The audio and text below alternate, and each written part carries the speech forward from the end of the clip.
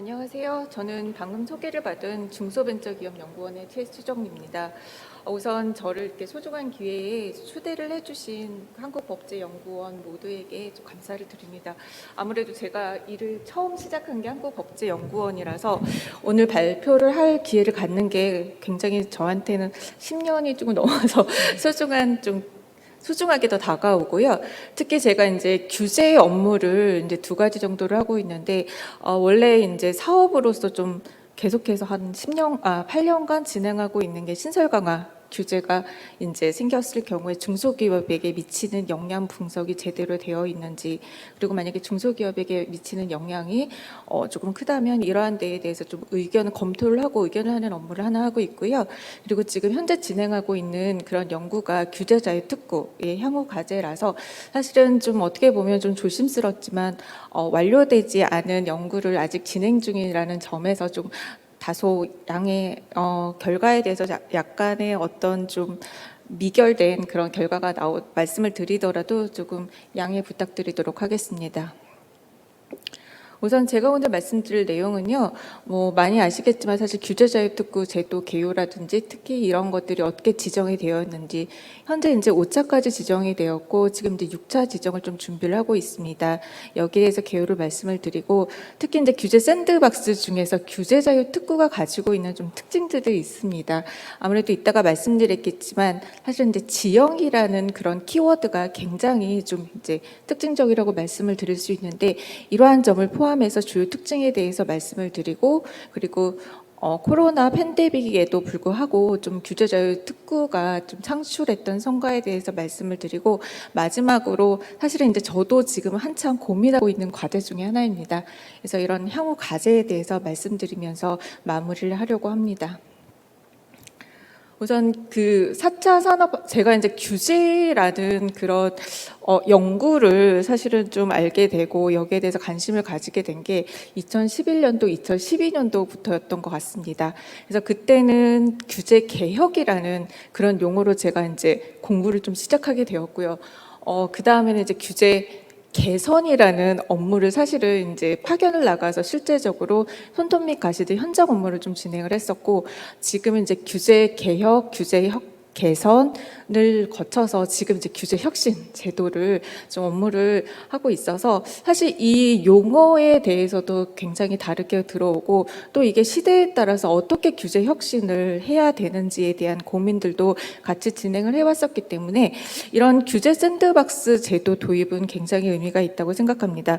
그래서 예전에는 사실 이제 그 4차 산업혁명이라는 용어가 사실은 계속 어느 곳에서도 나오지 시작한 데가 이제 좀 몇 년 정도 됐는데, 사실 그때 이제 가장 이제 중소기업의 입장에서 산업구조 재편이라는 게 굉장히 커다랗게 다가옵니다. 왜냐하면 중소기업은 대기업과 달리 어떤 제도나 환경이나 규제가 변화했을 때 그것을 대응하기에는 어떤 비례적으로 조금 이제 부담이 더 되기 때문에 이런 부분들에 있어서 특히 전통 산업에서 신산업으로 산업이 재편이 되었을 때 대기업에 비해서 중소기업이 이런 것들을 순응하고 또 대비해 나가기에는 사실은 이제 이거를 이제 비용 면으로 말씀을 드린다면 더 큰 비용을 좀 초래하게 됩니다. 이런 4차 산업혁명 시대, 특히 이제 디지털 경제 시대에 있어서 과거 제조업 시대에 이제 형성된 우리가 흔히 말하는 이제 제가 처음에 이제 규제를 배웠을 때는 사실 이제 명령 통제 위주의 어떤 포지터브 방식으로 이제 머물러 있는 규제 방식에서 이제 네거티브 규제라는 게 사실 법제연구원에서 2013년도부터 연구를 시작했던 것 같고, 이 네거티브 규제라는 그 주제를 더 확대하고 또 유연성을 또 있게 해서 최근에 있어서는 사실 이런 그 규제 패러다임 자체가 많이 반했습니다.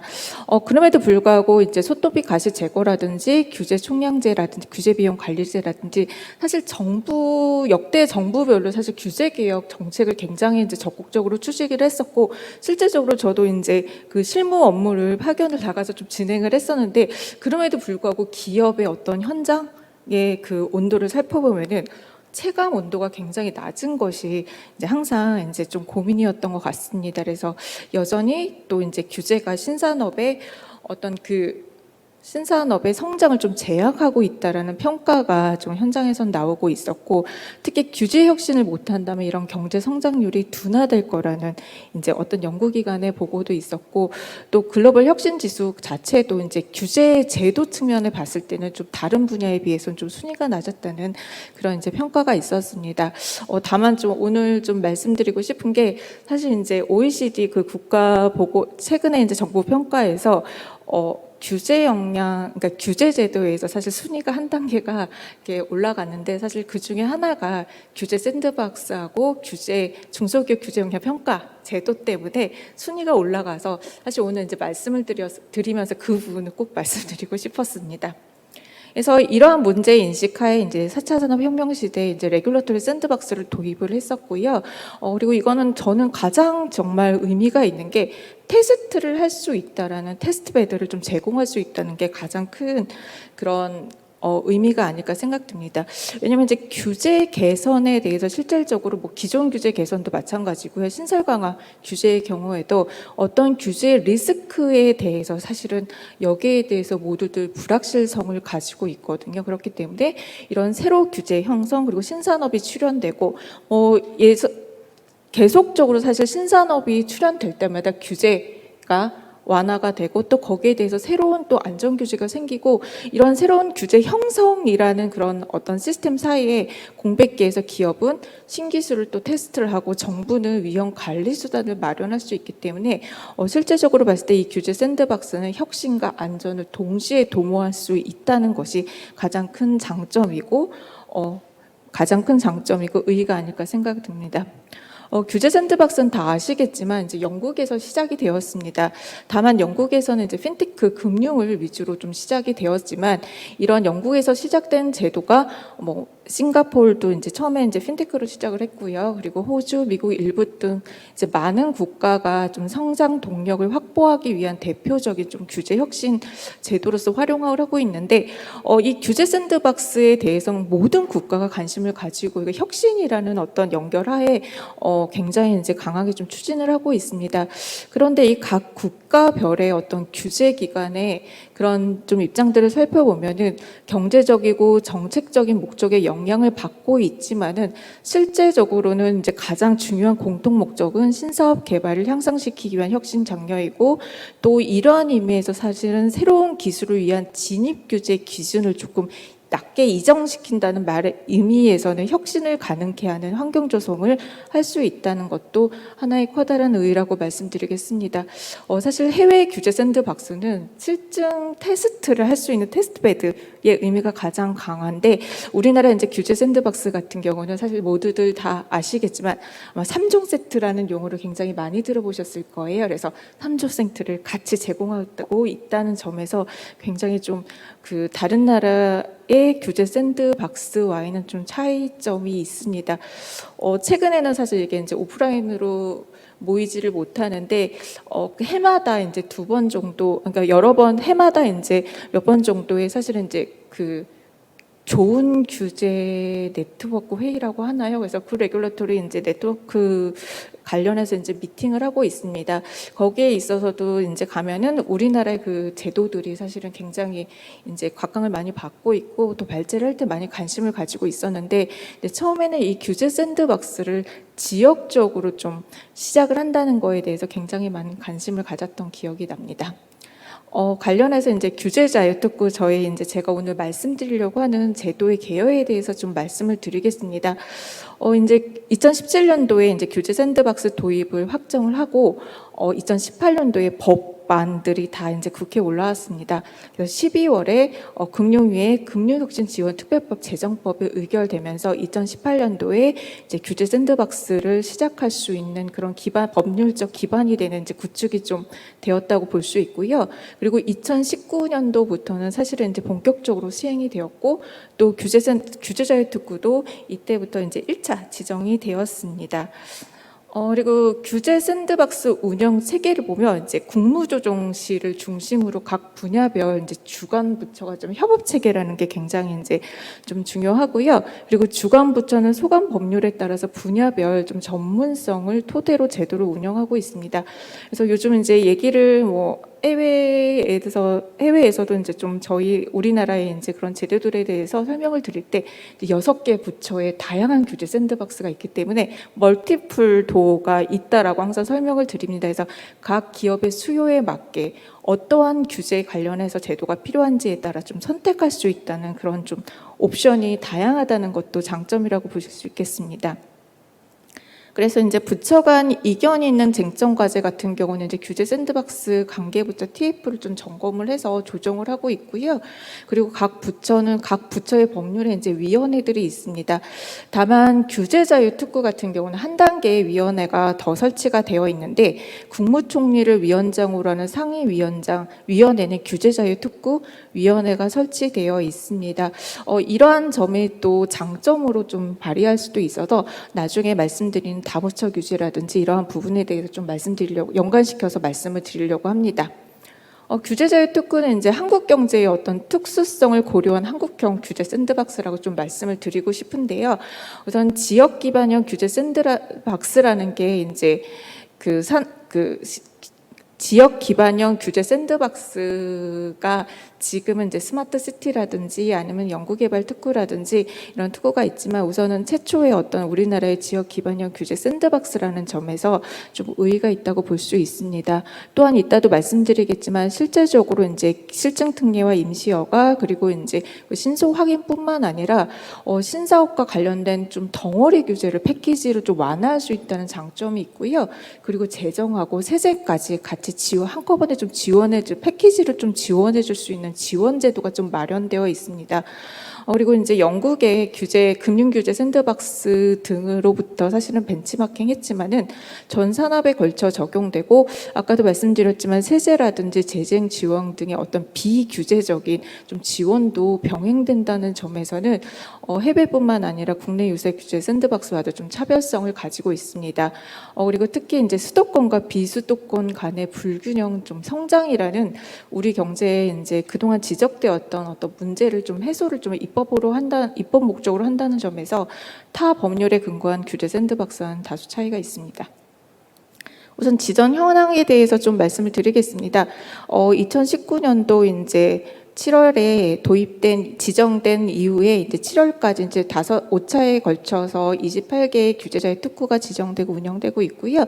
그리고 최근에 있어서는 또 저탄소라든지 그린 뉴딜에 좀 적합한 그런 규제자의 특구가 좀 지정이 되었습니다.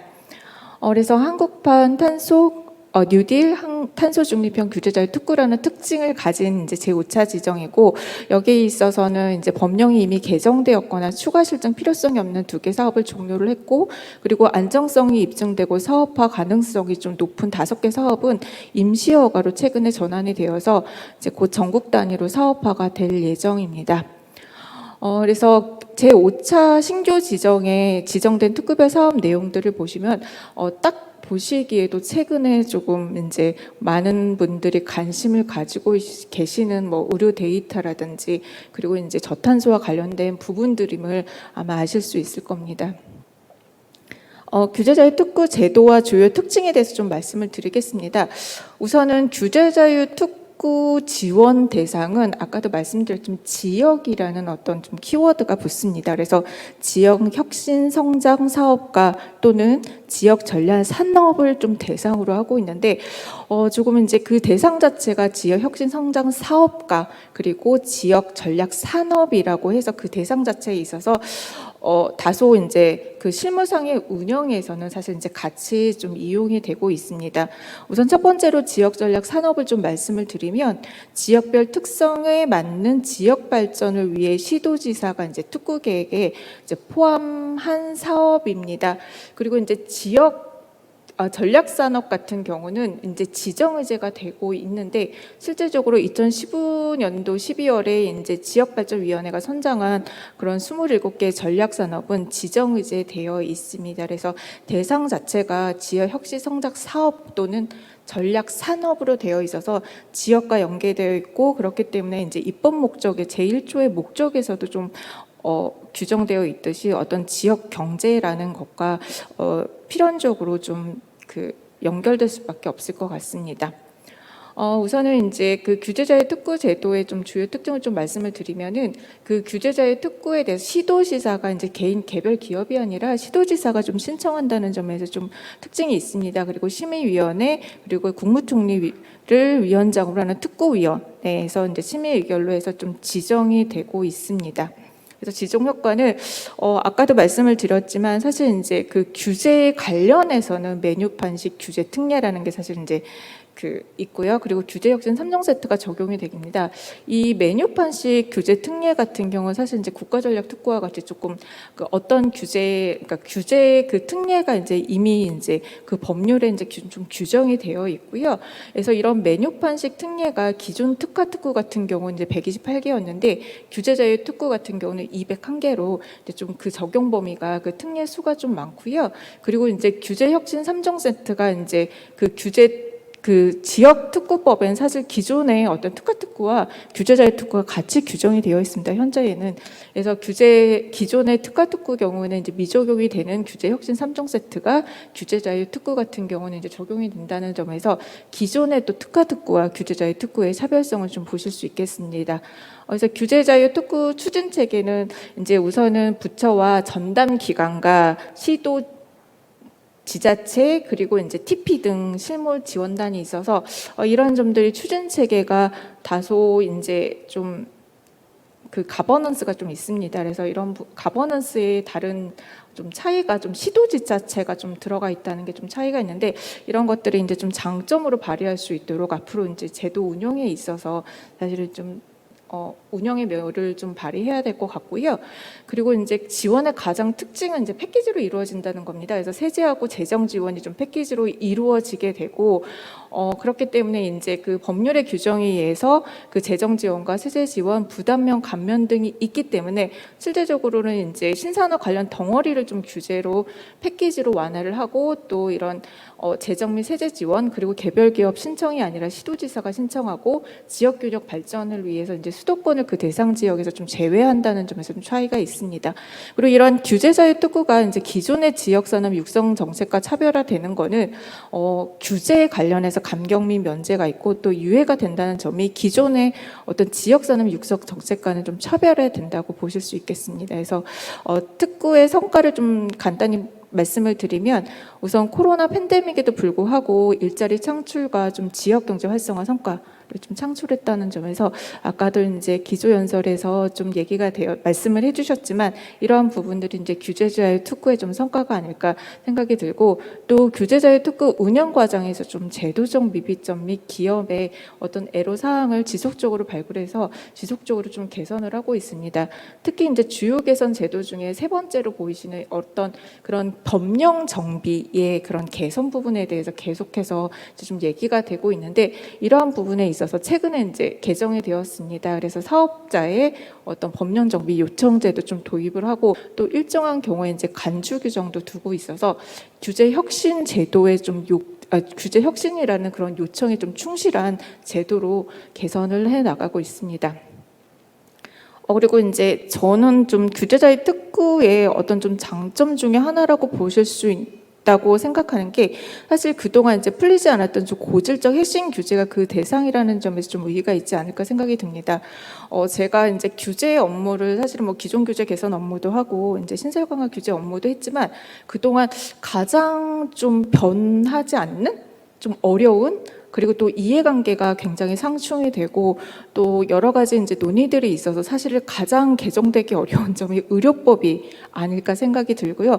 그만큼 또 핫한 이슈도 의료법입니다. 왜냐하면 최근에 이제 R&D 어떤 과제 선정을 가보면 의료와 관련한 것들이 사실은 작년보다 더 늘어나서 분과가 다른 분과에 비해서 2개, 3개, 3배 정도 될 정도 그만큼 원격 의료와 어떤 의료 정보 데이터와의 관심을 또 많이 가지고 있는데 반면에 또 의료법 관련해서는 참 변화되기는 쉽지 않은 것 같습니다. 이거는 이제 국민의 건강이라는 의미도 있고 또 여기에 대해서 이제 그동안의 논의가 사실은 제가 알기로도 10년 이상 진행이 되어 왔는데 그만큼 좀 진전이 어려웠던 그런 부분이 아닐까 생각이 들고 이런 것들로 이제 규제자의 특구라는 그 틀에서 제도적 틀에서 조금 서비스 실증 특례를 하면서 그동안에 좀 우려를 하셨던 부분들의 위험을 좀 컨트롤하는 것들을 좀 증명할 수 있지 않을까 그런 생각이 듭니다. 그래서 원격 의료에 대해서는 사실 이제 법제연구원에서도 10년 전부터 계속해서 글로벌 법제연구실에서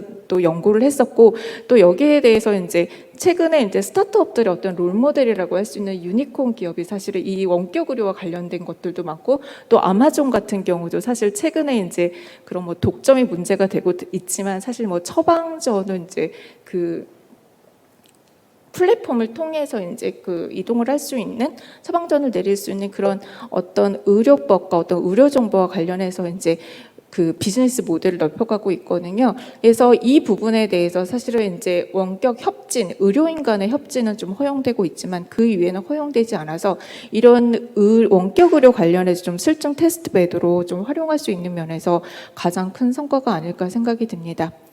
마지막으로 이제 향후 과제에 대해서 사실 저도 지금 이제 고민하고 있는 부분에 대해서 좀 말씀을 드리도록 하겠습니다.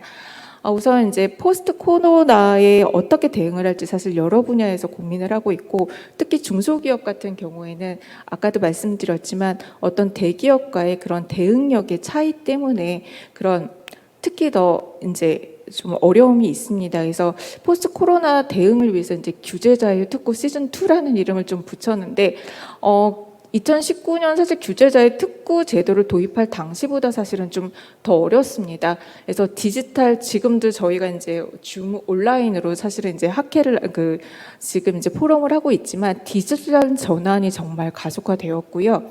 그리고 이제 K자 경기라는 부분에 대해서 사실은 굉장히 많은 우려가 되고 있어서, 그동안 이제 양극화 문제를 사실은 이제 극복하기 위해서 여러 가지 제도적인 노력들이 이제 진행되어 왔는데, 그럼에도 불구하고 이런 K자형 경기 회복으로 인해서 사실 코로나 이후로 이 양극화가 좀 우려되는 상황입니다. 그리고 이제 코로나19 이후 이제 청년의 수도권 쏠림 형상 심화에 대해서 좀 얘기가 나와 있고, 특히 이제 최근에 국감에서도 이런 부분들은 좀 논의가 되었던 것 같습니다.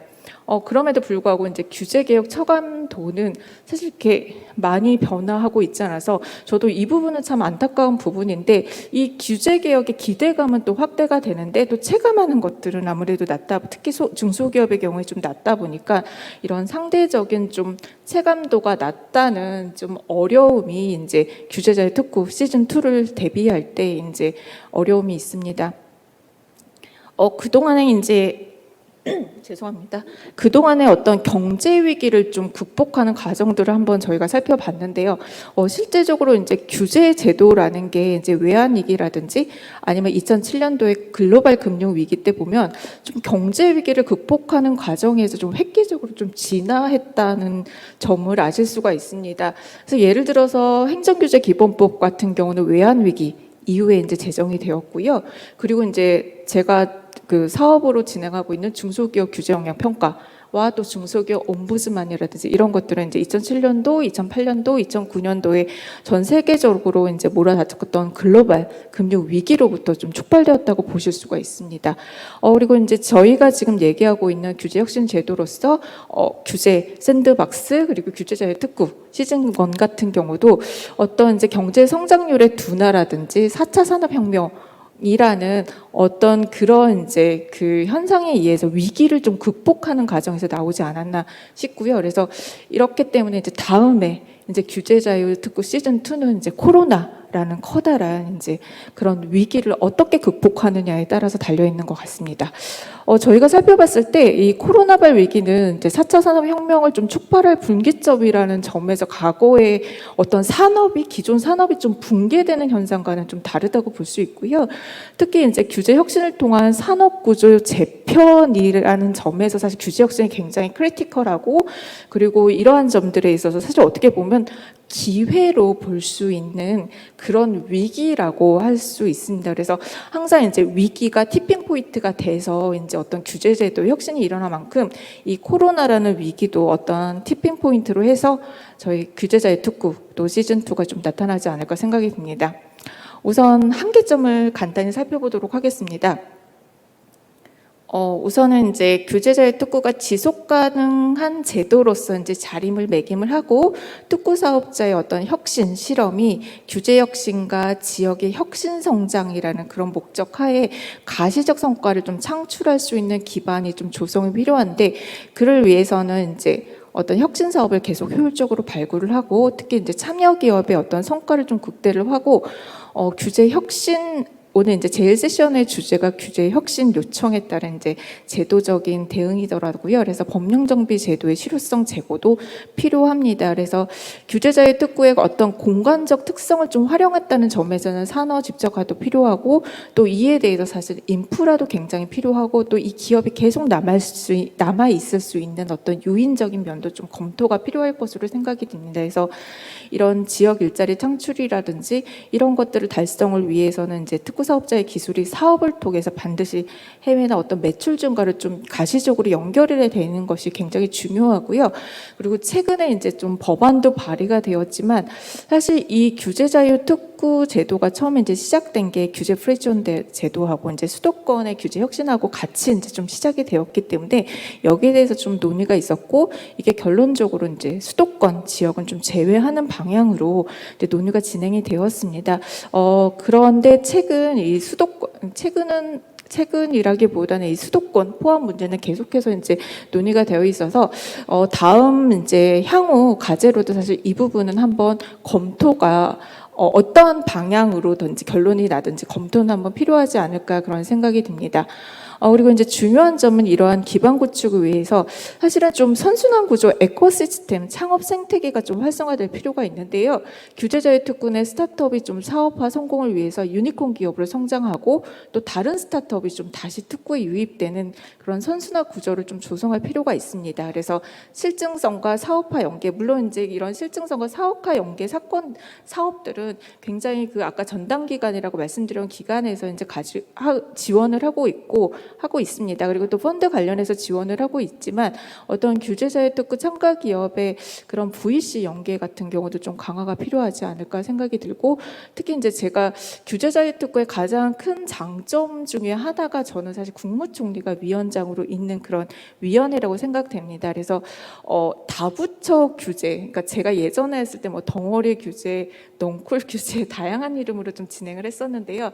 그런 것들을 사실은 좀 풀어나가게 핵심 규제, 고질적 규제들을 풀어나가기 위해서 사실 좀 중요한 제도가 아닐까 생각이 드는데 제가 이제 최근에 이제 규제자의 특구 이제 사업들을 좀 살펴봤을 때 세 개 부처 관련돼 있는 지금 이제 규제정보 포탈에 나와 있는 데이터로만 좀 말씀을 드리면 한 3개 정도가 있고 2개의 부처가 좀 이제 인발부 되어 있는 게 한 10개 정도가 있고 나머지 58개 정도는 이제 한 개의 부처가 사실은 이제 규제는 여러 개지만 좀 인발부되고 있어서 이러한 점들도 한번 검토를 해보는 게 좋지 않을까 그런 생각이 들고 특히 이제 법령 정비 요청제하고 실증 특례 자동 연장제가 이제 신설이 되었는데 이런 실증 특례 자동 연장제 같은 경우 이제 법령을 정비 개정하지 않으면 사실 이제 연장된 걸로 이제 간주하는 건데 과연 이것이 얼마나 이제 법령 정비에 적극적인 인센티브로 좀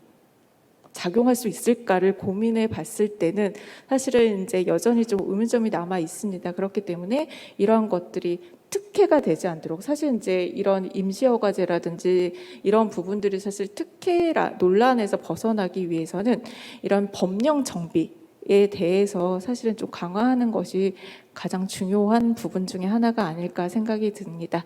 예, 이만 발제를 마치겠습니다. 들어주셔서 감사합니다.